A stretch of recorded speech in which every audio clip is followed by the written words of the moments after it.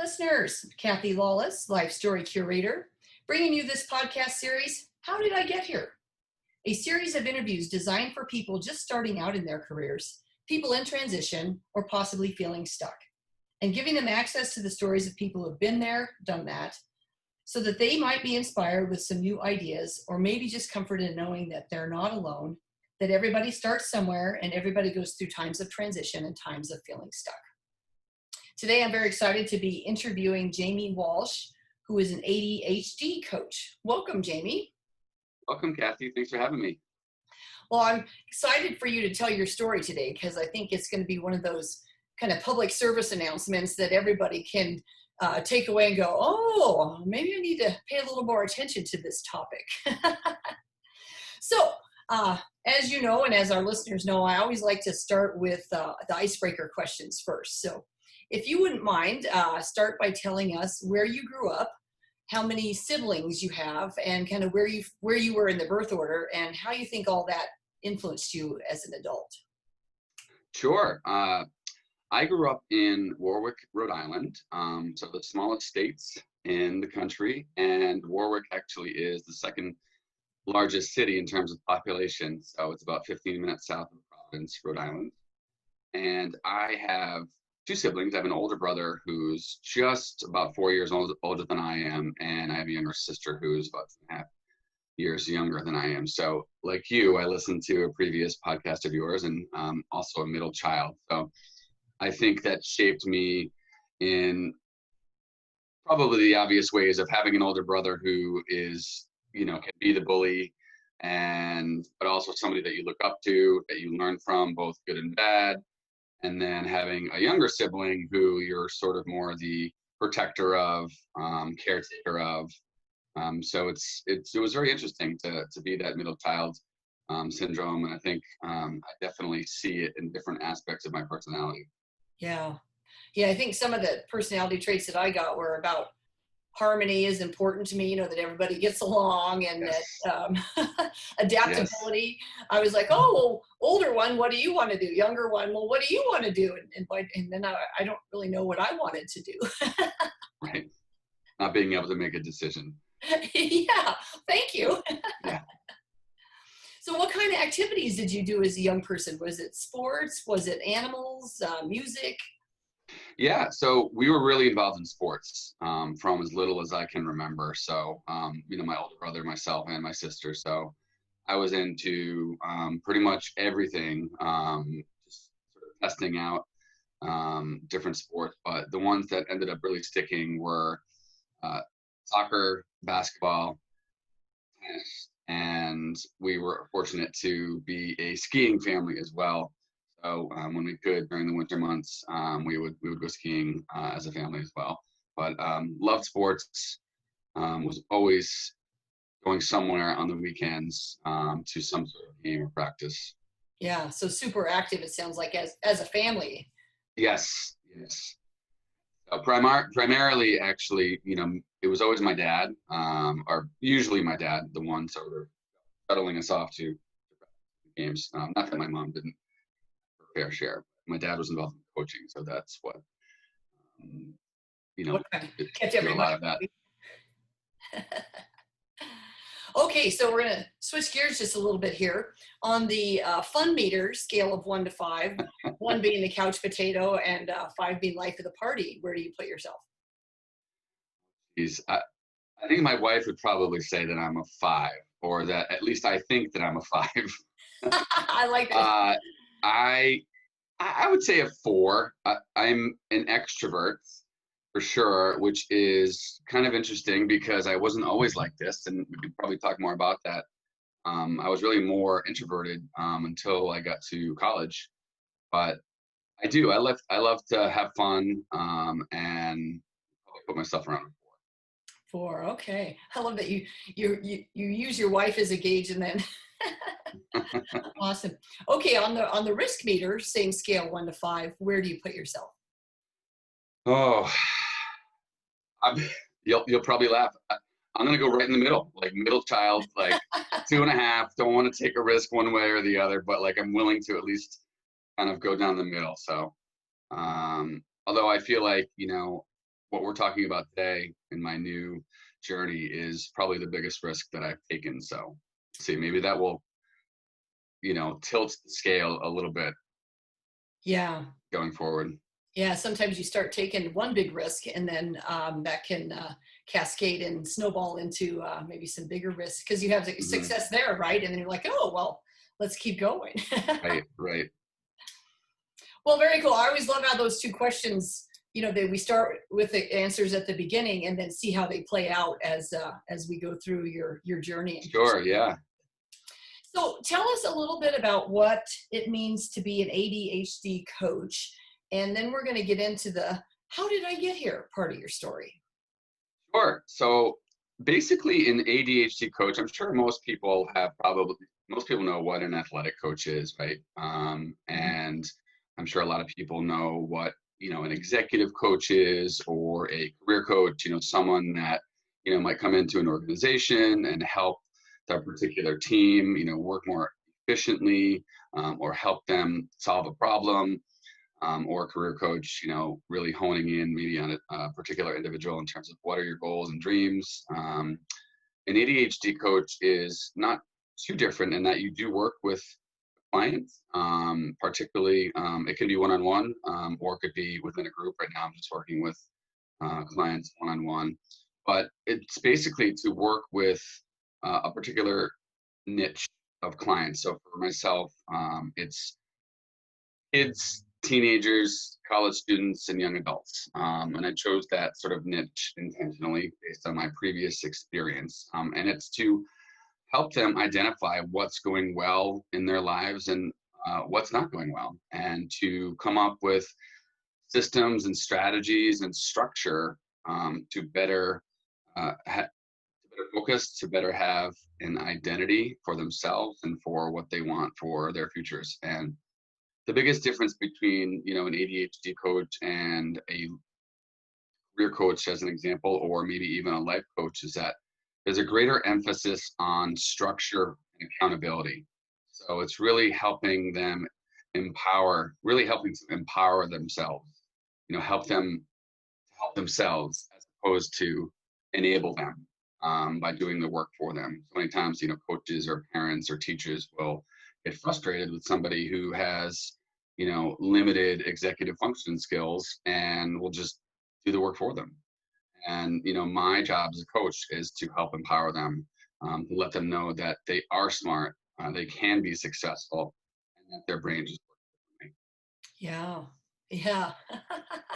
Well, I like how you said you're about structure and accountability. It's funny, I'm on a peer advisory board, and a big part of why I'm on that board is the accountability piece, is that when you announce, here's my goals, and then you write them down, and then next month I'm supposed to be reporting on those goals. It's very different than if I was just working by myself and, made goals, wrote them down, and then was, looking back maybe a month later or maybe at a different time. So. Mm-hmm.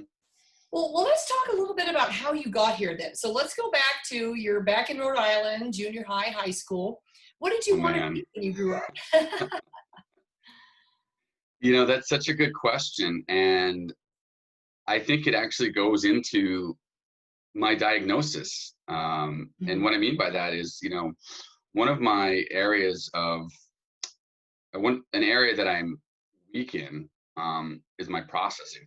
Process things a lot slower than the average person, which again, not mean that I'm any less intelligent. It just takes me a longer time, and means that I have to work a little bit harder.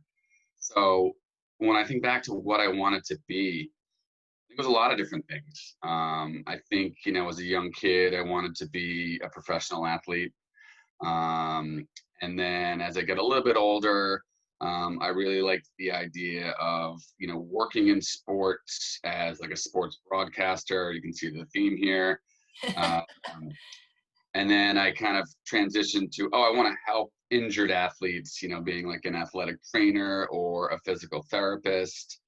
And from there, it kind of just changed, by the hour. I think until I got into college and was forced to come up with a major and really try to hone in on something. Yeah. So what did you end up picking as your major then? I chose English, and part of that again, middle child syndrome, I think, was I couldn't really figure out, do I want to, specifically major in business or finance or accounting? So I wanted a major that was a little bit more all encompassing, that, with an English major, I could still decide to go to law school if I wanted to. I could still decide to do, become an accountant if that's what I chose. Something that really was applicable to anything, which I felt was writing. So that's the route that I chose. I don't know that I would do it over again, not because I didn't like it, but it's just knowing where I am now. Hindsight is 2020. So Yeah. So you're in college now. You also mentioned that you got more extroverted in college. So what was there? Was there some pivotal moment that all of a sudden you're like, hey, I'm really, I'm thriving. I'm excelling in college now. What happened? yeah, I think a lot of it is confidence and self-worth, and those who are diagnosed with ADHD or have symptoms, and again, it's not like you have to have a diagnosis to sort of struggle with your confidence or self-worth, but it's certainly common. um, I went to, when I was in high school, probably like many high schools, it was very clicky. And I had, I would say, an average high school experience. There are things that a lot of things that I don't miss. And I think it affected my overall confidence. I wasn't bullied, but there was a lot of social, peer pressures that I dealt with, and I know a lot of kids today dealt with. And I was just ready. I was ready to move out of that bubble, and sort of start my new identity. And when I got to college, without sort of being in my own little bubble, people started paying attention to me. Oh, And I think that just really boosted my confidence, both from having girls look at you for the first feel like for the first time, and having friends from different parts of the country, and all these people coming from different places, and having their own stories, which really fascinated me. I really liked learning where everybody came from, and what their story was, and how we're all now here at the same place, and how we got there. wow. So it sounds like you made a lot of friends quickly. And you got to start fresh, right? No one knew you.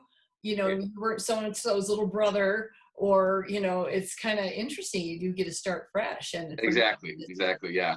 took off from there. Cool. So then, okay, now you have your English degree. What do you do for work? What's that first job? So most of my friends were the aforementioned business majors or finance majors, and so they were set up with jobs by you know December or January of our senior year. And so it's not like finding a job is pressure enough when you're a senior in college, but then all your friends have jobs lined up before they graduate. It puts a little bit of extra pressure on you. So ironically, at the advice of my brother, after soon after I graduated, I knew that I wanted to move out of Rhode Island. I grew up there, and then I went to Providence College, my undergraduate. So I didn't go too far. I knew that I wanted to move to Boston, where a lot of my friends were moving. And in order to do that, of course, I needed to get a job and pay the rent. And so, because I didn't have a full-time job yet, my brother encouraged me to become a temp at a university in Boston. Ah, And he said it's a great opportunity to just get a good hourly rate, continue to work in a setting that is enjoyable, being around students. And I said, that sounds like a good idea. So I was fortunate. I got a job at Boston College as a long-term temp. Basically, you just enter a pool.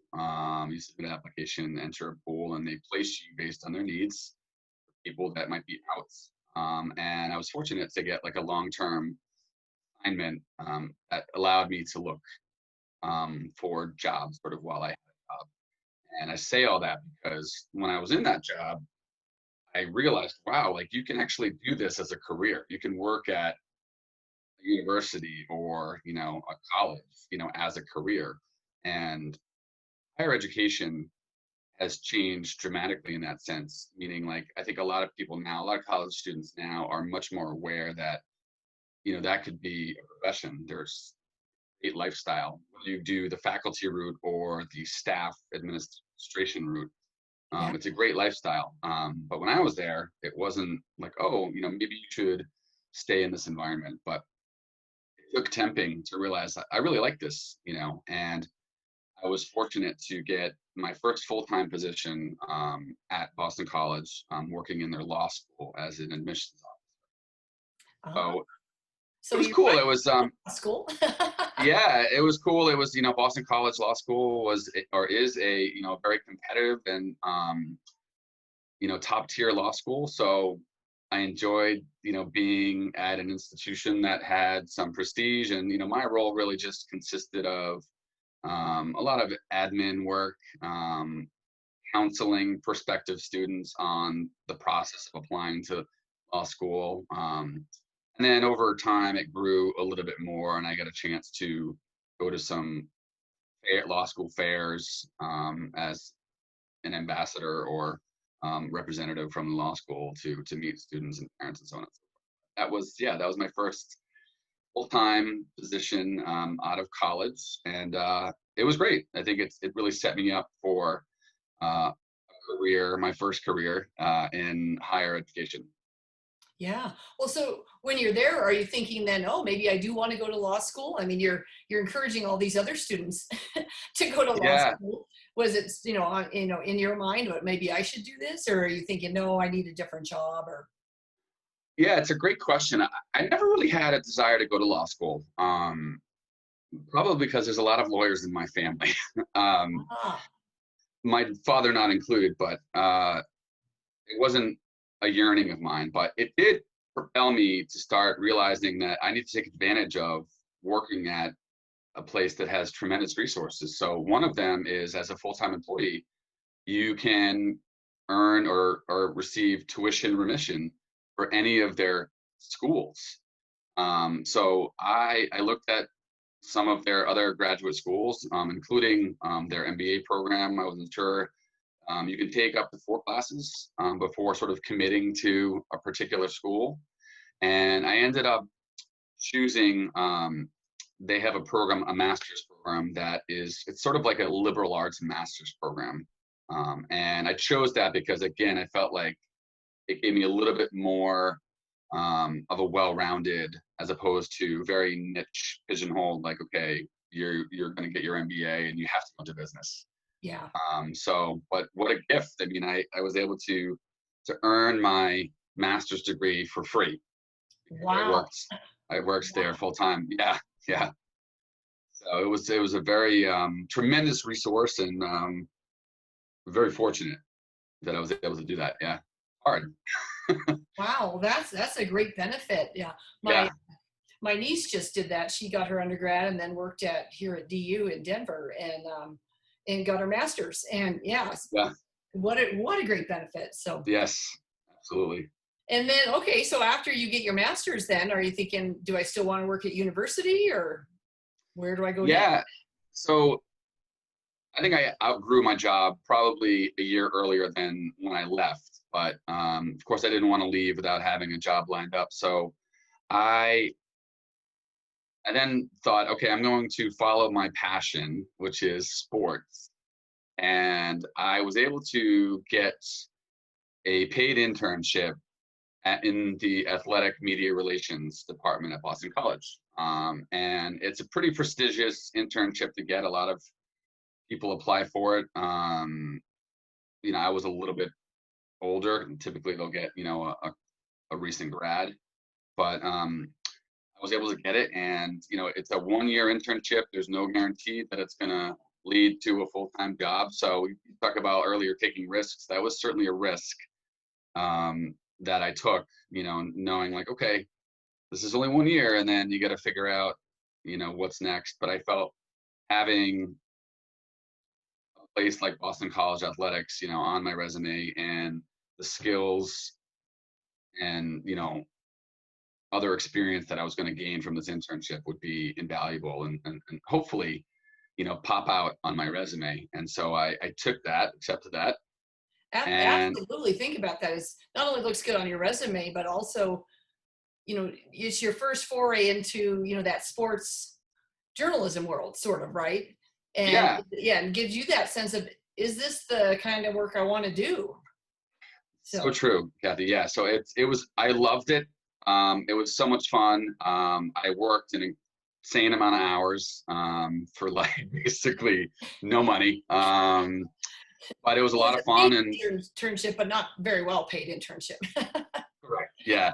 Not at all. But again, very competitive. So, and I loved it. I got a chance to write stories that ended up on not only the Boston College website but some national websites. Because of the affiliation with Boston College.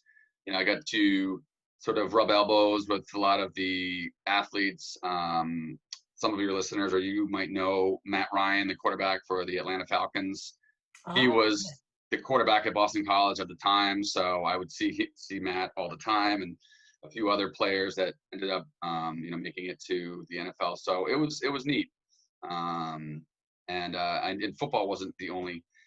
That wasn't even the sport that I covered. Football was sort of everybody, all hands on deck. I covered different sports, which were men's and women's tennis, men's baseball, and then women's volleyball. Those were my sports.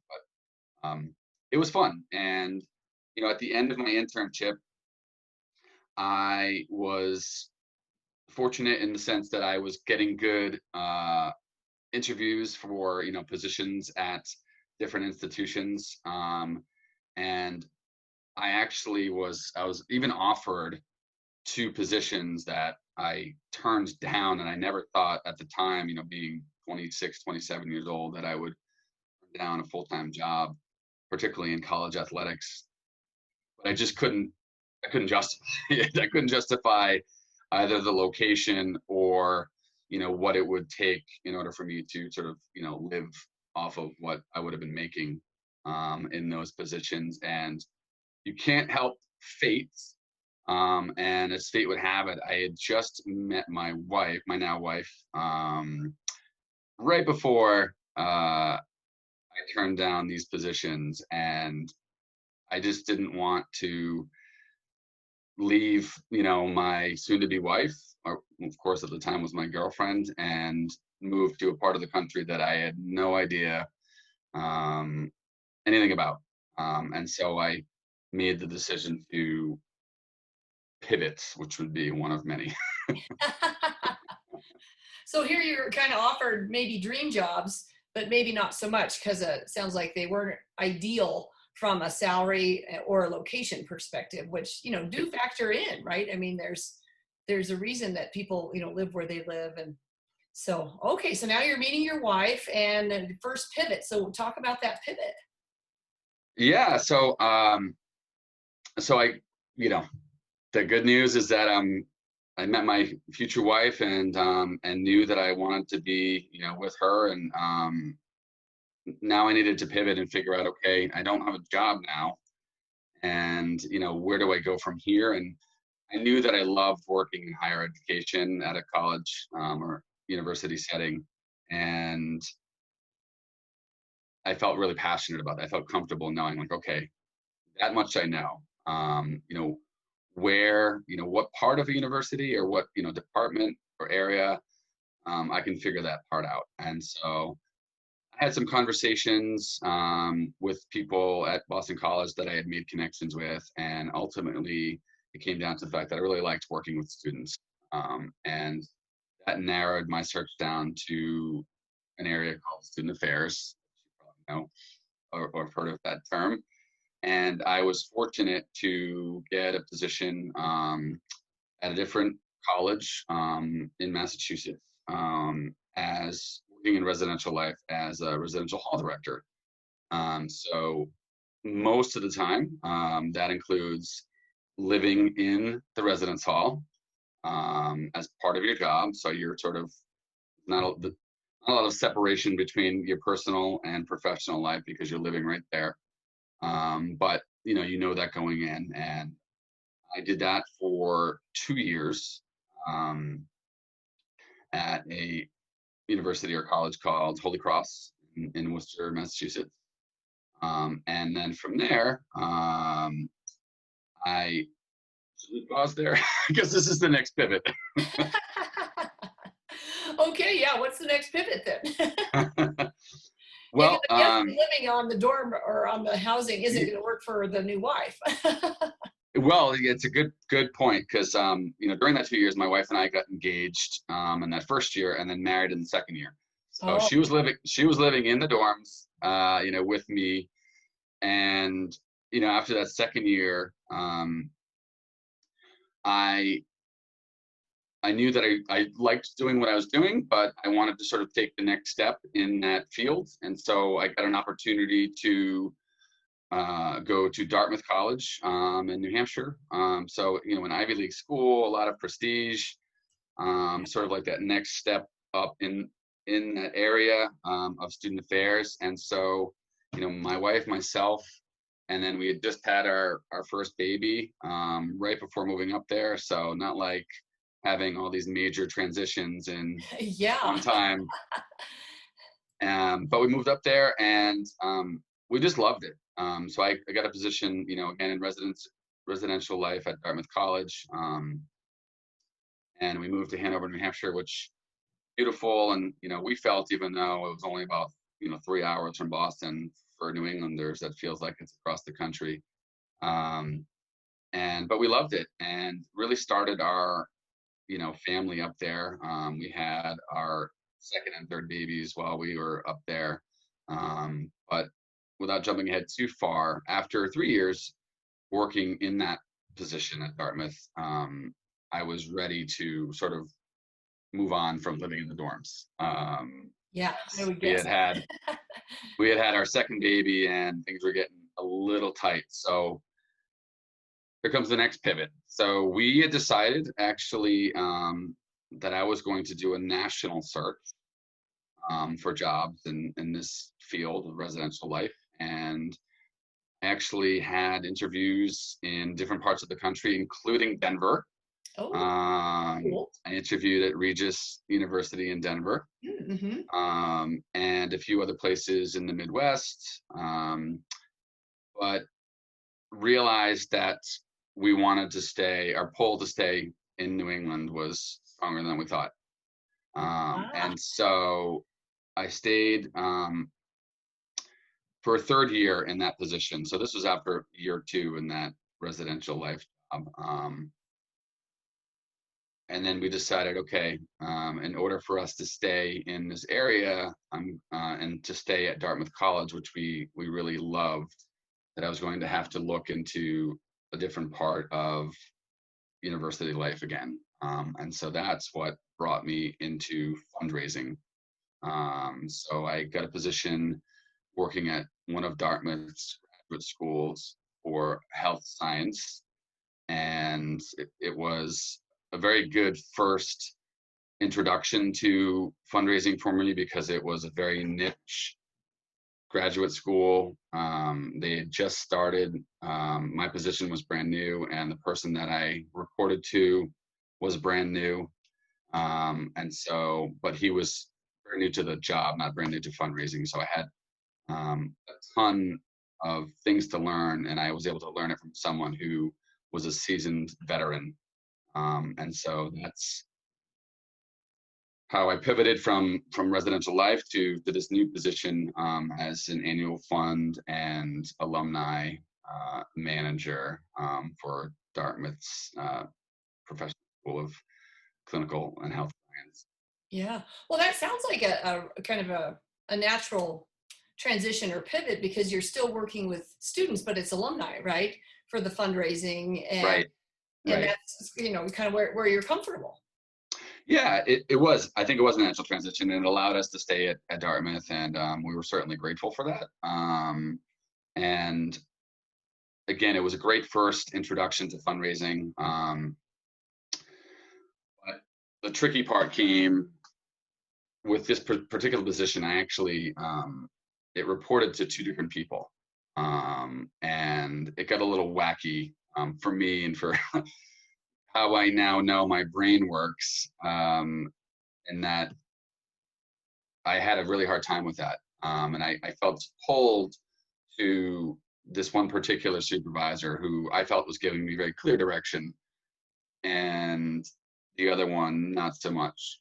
But it goes to, again, this, being able to come up with a plan and follow it through to the end, which, I didn't know these things, as well as I do now, which seems probably very basic to many people. But I was just trying to learn a new field, and a lot of things, a lot of details that were important, I wasn't, paying enough attention to. So with one supervisor, were you kind of, exceeding expectations or meeting expectations, but then with the other, it sounds like not so much. Yeah, exactly. And so, that sort of led to that, again, maybe it's part of that middle child sort of angst that you feel, but, not wanting conflict, or always wanting sort of harmony, but also that lack of self-confidence in myself. Having that fear, like that the other shoe was going to drop. Yeah. And that's what ultimately led to another pivot is, oh, okay, this is not going to work out the way that I want it to, or I'm fearful of the way that it's going to work out. So I need to look for another job, be in another setting. Okay. So where did you go next? Are you still university or?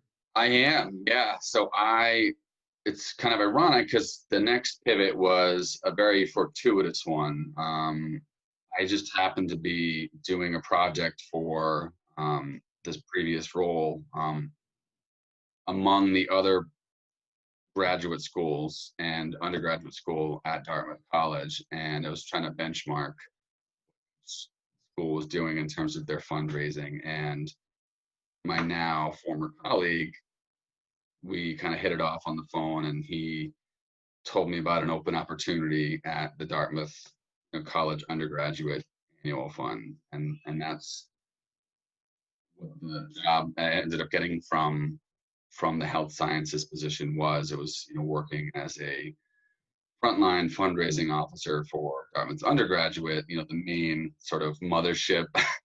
And it was the best job I've ever had in terms of working at, in the university setting. I can just wonder, like, what if we stayed?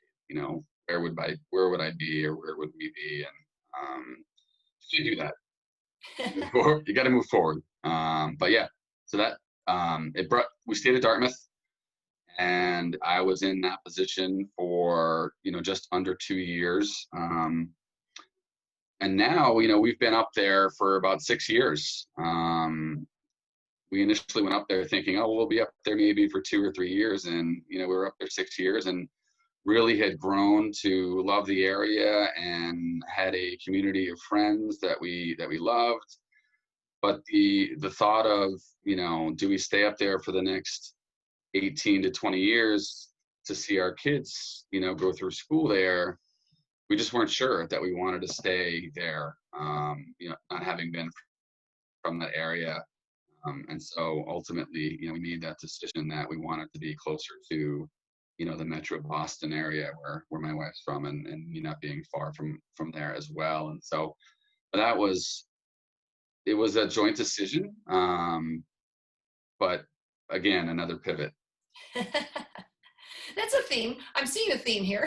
Yeah. But, a lot of stories involve, several changes, whether it's within the same organization, or a different organization. Yours is kind of within the same, but different schools within the same. So maybe it feels like very different pivots, but. Well, we're not done yet. Oh, geez. Okay. Okay. So, but you're right. Yeah. So we left Dartmouth and moved back to Rhode Island, actually, where I'm from. And I was fortunate to get a position at Brown University. So I went from one Ivy League school to another. So again, very fortunate to get these positions. And it was a very similar role to the one I just left. It was working in Brown's, main undergraduate annual fund as a, frontline fundraiser. But it just, again, the transition from moving from Dartmouth to Rhode Island, having now 4 very small children, having to sell our house to move into a rental, everything was just catching up to us. And I feel as though a lot of that, goes back to my ADHD, not having like the bigger picture and being strategic and planning things out. And it's not like we didn't ever talk or have any of these things, any of these conversations. That's certainly not true. Thinking more strategically. But things are just sort of starting to feel a little bit overwhelming. And again, I got myself into a position where I wasn't advocating for myself, and because I was getting some natural feedback from my supervisor, because things are done differently at every institution, right? Yeah. And the way that I was doing things at Brown was how I had done them at Dartmouth, but that's not how they did them. And instead of just taking that feedback and saying, okay, I continued to do it the way that I knew how to do it, not out of spite, not intentionally, but again, just not thinking more strategically. And so, it led to a poor performance evaluation, which led to my anxiety and lack of self-advocacy for myself, which led to, oh, okay, I got to go to the next job now. Ah, okay. So that ended up being, I decided to, well, probably because the opportunity was there, not necessarily because I wanted to transition from higher education to secondary education. I got an opportunity to go to a private high school as in fundraising. And again, good opportunity in terms of like the position itself and, the pay and the school. But we were still living in Rhode Island at the time that I accepted this job, and the job was just outside of Boston. So on a good day with absolutely no traffic, it would take you about an hour. Wow. So maybe a little bit less. On a bad day, which was every day, it was about an hour and a half to an hour and 40 minutes each way. Wow. And so you can imagine how that could take its toll. This particular pivot was more the personal toll that it was taking on me and my wife and the kids, as opposed to the actual job itself or any sort of performance issues there. But about 6 months in, this time without any sort of issues other than the toll that this was taking, I was approached by an old colleague who told me about another position where it was a director level position. So it was a chance to run my own shop. I think we talked a little bit about this, Kathy, but a chance to run my own shop, not have any supervisor other than the head of school, and really sort of, implement my vision. And again, I had been in this job for 6 months after a number of pivots and was not looking to necessarily go anywhere. But there's that emotional regulation that I deeply struggle with, which is like, oh, somebody wants me. And I, instead of just really looking at the bigger picture, I kind of grabbed that carrot that was dangling and said, okay, of course I had to go through the process of the interview, but when I was offered the position, I accepted it. And it was here that, my decisions caught up with me. So I was in the position for about 3.5 months and was unfortunately let go, just based on philosophy and sort of where they were you know, hoping for me to have moved the needle, even in the short amount of time that I was there, and versus what I had done. And I could argue till I'm blue in the face that it wasn't fair, it wasn't enough time, but it was then that I really felt like I need to figure out what's going on here. Ah, yeah. Because you felt like I just keep changing the circumstances around me and ended up with the Exactly. same result, right? Which is this isn't working. This isn't what I want, and I need something else. And so you're kind of faced with that reality because you were fired. Right. Yeah. Right. Um, So how did you face it, or how did you? uh, so it was hard. It was a hard time, in our lives. And, I actually had decided, while I was at Brown University to get tested because I had been thinking about it. And my wife had been encouraging it. And so it was actually during that time that I decided to get tested. So I did get tested. When I got the official diagnosis, there definitely wasn't an aha moment. But I still wasn't accepting the reality of trying to manage my diagnosis, because that led to the next two pivots, which happened in a small amount of time. And then, of course, after losing my job, that was the punch in the gut that made me realize, okay, like something needs to change. Yeah. So, And you get tested, you get the diagnosis, but what did you think would happen? Or I guess, now you have the diagnosis, but um, was there coaching about this is maybe what you could do because now you have this aha that you have this ADHD? I mean, as an adult too, to learn this as an adult, I mean, was that a shock? Or did it it probably explained a lot, maybe? it definitely explained a lot. It was sort of okay. Um, this makes sense. And I think reading through the diagnosis and my areas of weakness helped put things into more perspective. And so I just want to be clear too. Um, I'm not blaming decisions that I've made and the pivots, because I had the ADHD diagnosis. It just puts things into perspective for me, Ah, um, okay. and helps me understand why you know it could have happened, because I wasn't managing it.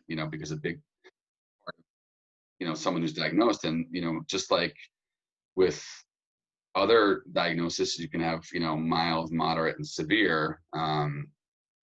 You have to treat it, right? So when I got my diagnosis, I think I was sort of still in that um, denial in some sense of like, okay, yeah, I have it, but everybody like has it. Like so many people have it, and now where I am today, I mean, there's still so far to go, but knowing what I know now, that's a big misnomer. A, not everybody has it, and B, it's a big deal. People have been fighting now for a long time to get it approved by the American Disability Act as a disability.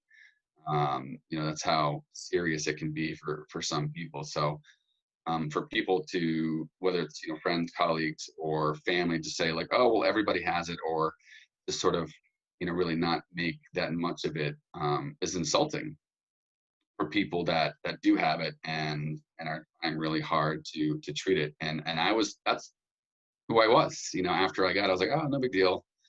or just not managing it. And sadly, it took losing my job, and what that did to my family and my relationship with my wife, and to really sort of grow up. And again, it's not like as a father, as a husband, you're not making other good, positive decisions during the course of this entire time, but it's really sort of taking a hard look and thinking like, okay, what do I need to do to get to the bottom of this? And so that led me finally to uh, start not only managing it, but taking medication. Ah, well, yeah, because it seems like it could just keep snowballing, right? Or you just keep it has more of a control over you than you have over it. Maybe it sounds like if you're not managing it. So therefore the decisions you're making, how you proceed, yeah, could be maybe more sporadic than if you were managing it yourself. So being fired then, and that was such an aha moment, then now you're like, okay, I do need to do something about this. I can't just, because you're probably thinking, this is just me, right? This is how I operate. This is how my brain works. And now you're going, Right. oh, there's maybe another way that I could operate. Yes. Yeah. And part of it is, on the one hand, it's thinking like, I always felt like I was working as hard as I could, prior to treating and managing my ADHD. So, but on the other hand, excuse me, you're not, I mean, someone could ask you to do something and you could work really hard on something else. Ah, And you're not doing what that person asked you to do. So if you're feeling, well, I'm working really hard, it's not because I'm lazy, or not working hard, but the person says, yeah, but I asked you to do this, actually to do X, not Y. And so there's that sort of almost like, this feeling of embarrassment, um, but also frustration because you feel as though you are trying to figure it out and put the work in.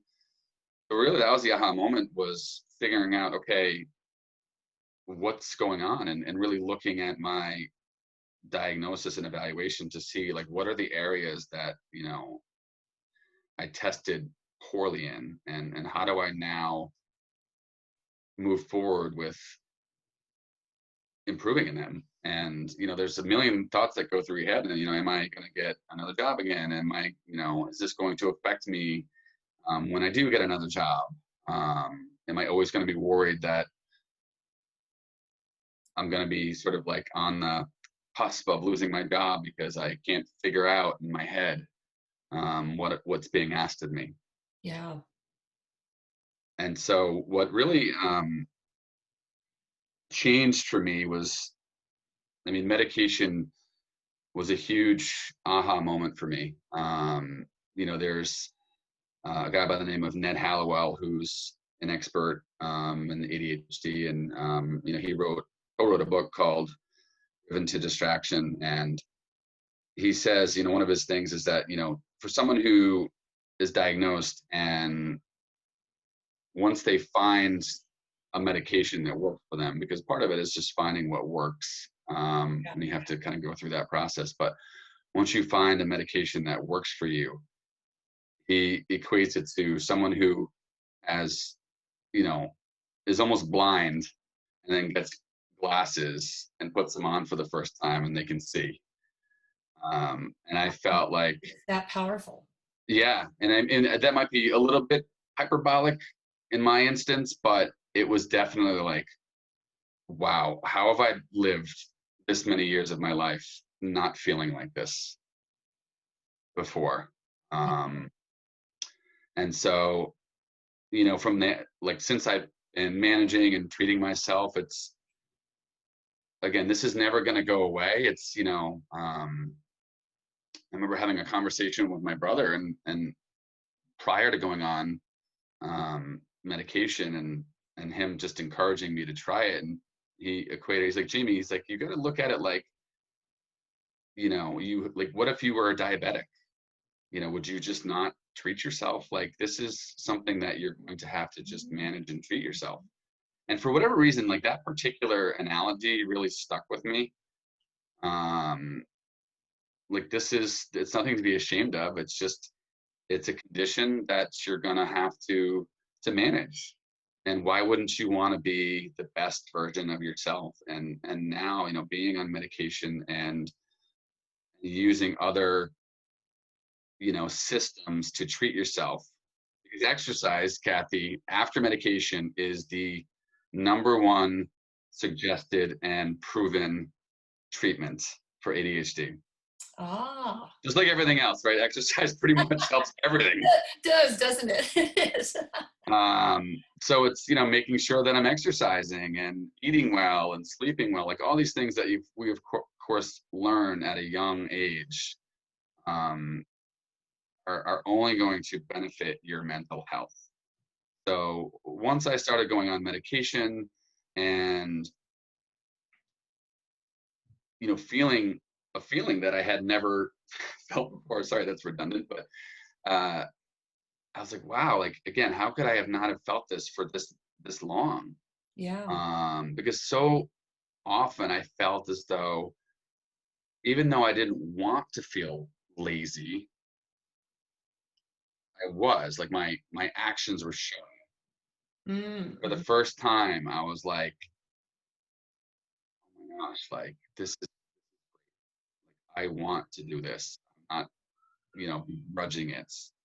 Um, and just feeling that my education and experience could now sort of like work in harmony with my work ethic, um, and intelligence.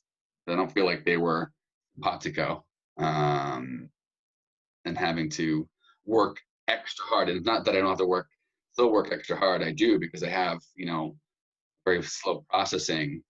But when you factor low processing in with feeling lazy, it's not a good combination. Yeah. Or not working on the right thing because you didn't understand that Yes, was not the right thing. So you're going right when they want you to go left, but you're going right really hard. right. Exactly. And I think what's been great is that it's also it also brought back that self-confidence.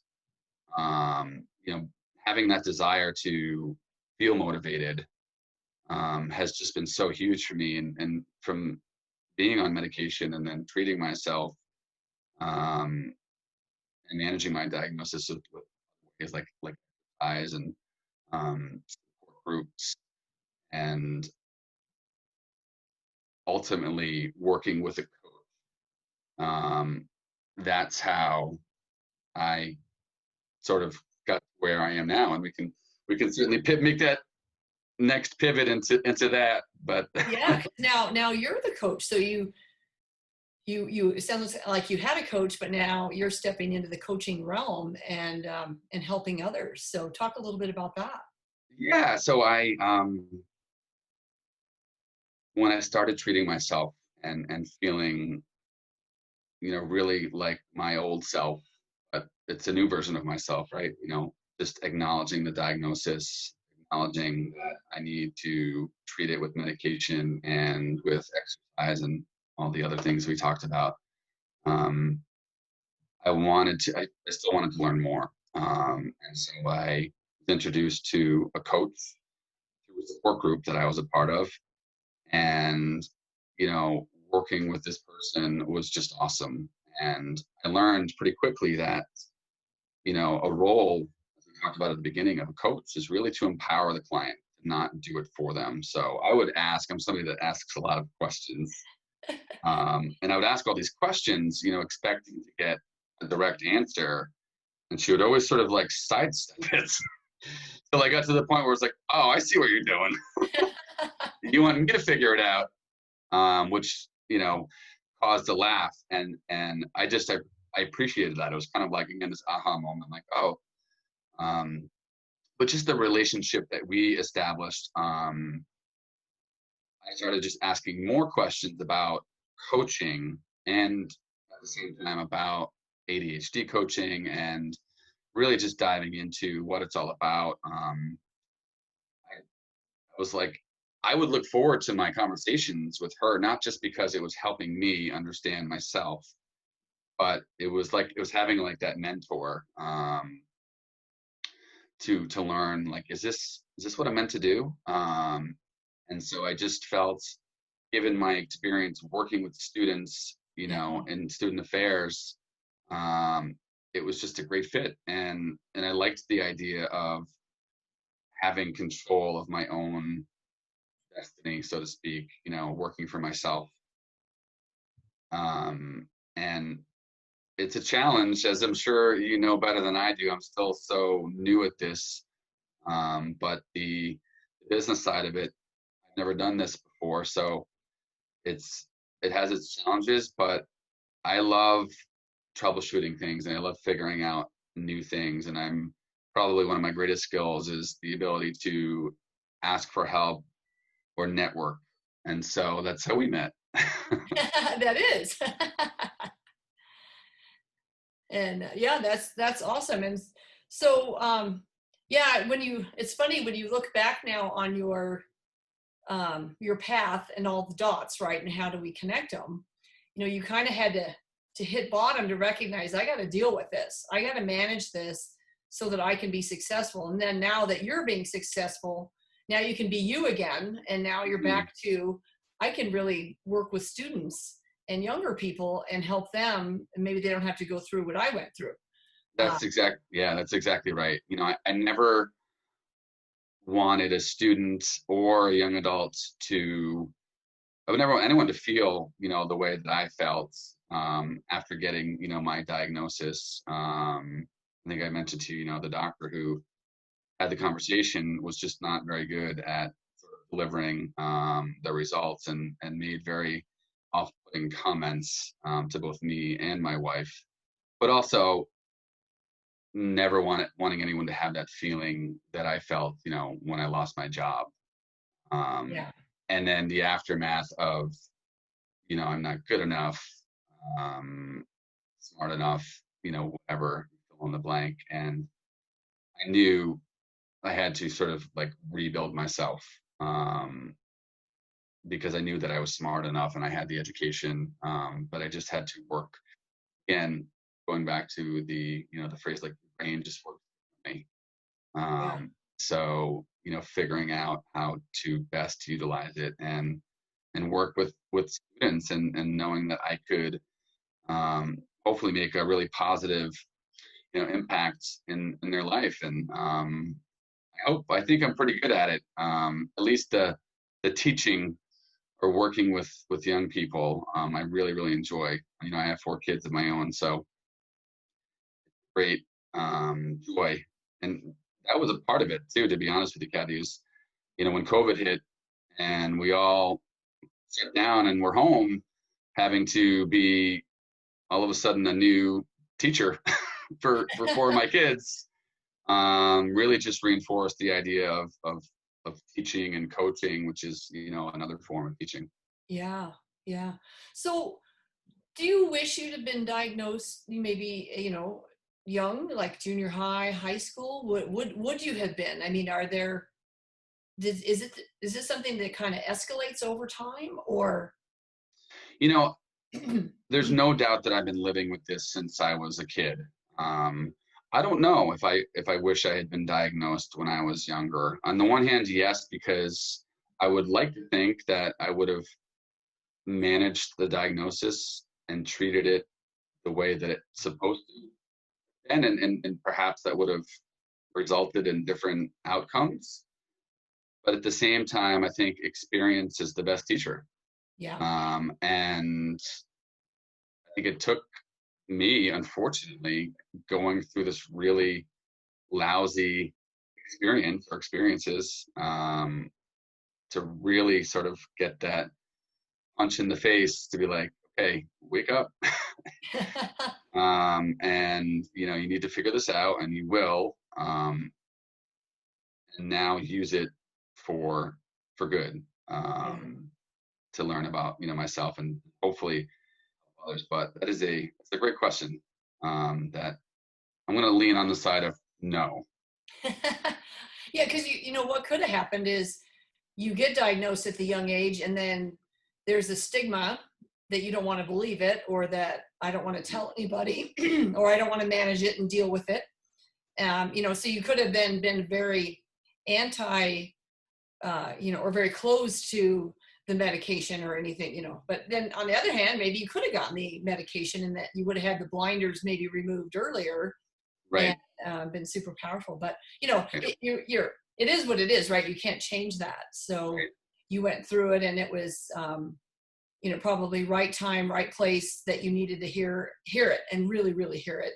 Exactly. Yeah. Or make changes. And, maybe it's like a lot of people, midlife have some sort of health crisis, and like, oh, I do have to exercise. I have to eat better.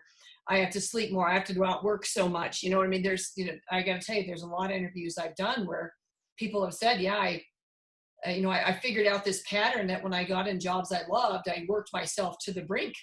Hmm. And then I had these health issues, and I kept thinking, oh, I just worked too hard. But then I started looking back at the pattern of these health issues, and then finally getting a diagnosis where they were, had to take that 3 months off kind of thing. Right. I had another friend who's she had detached retinas. I mean, there's all kinds of medical things that can really play out from a stress situation. So, Hmm. well, Jamie, I feel like there's so much we could cover here. We probably do need to start wrapping up some. I'm glad that you're in such a great place, and I can tell now when you talk about your coaching and how you're working with students and young people that you got a different energy about you, and Yes. and even about yourself as you told your story. So, looking back, talk about what you think has served you best, and it can be maybe just in the most recent years, but what maybe serves you best now, in terms of, is it a personality trait, or a characteristic, or a habit? What do you think is helping you be successful? Yeah. I think my family, my wife, and I, we've been through a lot, and she's been through a lot, dealing with this, with these pivots, and, we've been able to withstand these blows, so to speak. And I think, you know, losing my job and then COVID, in an ironic way, brought us closer together, because, like everyone, we were all forced to be home, and Mm-hmm. she's actually still working remotely, and so we've been able to spend more time together. So that's been great, and a huge plus, as you might expect in my life. And I would just say my faith. We're both, it's a big part of our lives, and I think if we didn't have that, if I didn't have that, things would be a lot more difficult, than they were, to get through some of the stuff that I got through. Hope that's okay to say. Absolutely, absolutely. It's all about what gets you through, and because other people have different levels of faith, and different beliefs, etc. But there's that kind of that inner knowing and that inner calling that Yeah. keeps you moving forward. And but it's also when you have a trusting partner, and you trust in them, because sometimes we can pull away from family, and if you're Right. feeling not good about yourself, sometimes it's easy to step away or pull away, when really Mhm. you needed to talk to your brother. You needed to hear what he had Yeah. to say. You needed to hear what your wife was encouraging you to do. So you were open, and you were listening to the people that you love. So very cool. Thank you. Well, any other words of wisdom? I think when we first met, you mentioned, is October ADHD Awareness Month, or? It is, yeah. So the last day here as we record this, it's good timing. Happy Halloween. um, yes, October is ADHD Awareness Month. I would just say, particularly to adults, who, think that they have been living with ADHD, but are not sure, and their professional life or personal life is being impacted, to just learn more, get tested, or read a little bit more about it, because it's definitely nothing to be ashamed of. And I know that not everybody is, but it is a big factor in a lot of people's means, is having that shame factor. And that also, as somebody who was very reluctant to go on medication, that talk to your doctor, talk to your spouse or partner or your parent if you're under the age of 18, because it does really work. And I think if you can find a way to treat yourself, to ultimately be the best version of yourself, my wife tells me that all the time, like, be the best version of yourself, then it's worth exploring. And don't be afraid of any stigmas that are out there about medication. You need to do what's best for your mental health. So so thank you. Those 4 letters have definitely changed my life the last couple of years. I never thought I would be saying them so much. But for any of your listeners that do struggle with this or are diagnosed, thank you so much for listening to my story. Well, thank you for sharing your story and being so vulnerable and these pieces of it, because you're right, there's such mental health, there's such a stigma around mental health to begin with, I think, that people don't want to talk about it. And you got to talk about it. It's funny, we read all these books about your strengths and your personality types, and what are we trying to figure out? How are we wired? How is our brain wired? Well, yours is wired differently, and you needed a little help to kind of align things in a way that, makes things clear for you. And so, thank you, Kathy. Wow. Couldn't have said it better. Wow. Well, thank you so much, Jamie, for sharing. If you would, can you send me maybe some articles or books you think people could read? And I'll post that on my website when I post your interview. Absolutely. If someone's kind of listening to this going, oh, maybe I need to check this out, where could they start? And maybe you could make some recommendations on some things that would be super helpful. So that would be wonderful. And people can also, if you don't mind, I'm happy to give my website, please, yeah, which is anchoradhd.com. So ANCHORADHD.com. And it's got all my contact information on there. And I will also add some resources on there as well, but I will send you some great resources for people to check out too. Yeah, because this is a very important topic, and we all want to be the best version of ourselves, right? Which is part of why I do this podcast is once you learn about other people's stories and what they've been through, sometimes you're like, oh, well, that was me too, and I'm normal. Yeah. No, I am different in certain ways, because maybe that is a strength that I need to pursue, that I can benefit in that way. Or maybe I was going down a path that I always seem to be going where other people don't, I keep getting corrected. So maybe there's something I need to check out. So yes. Cool.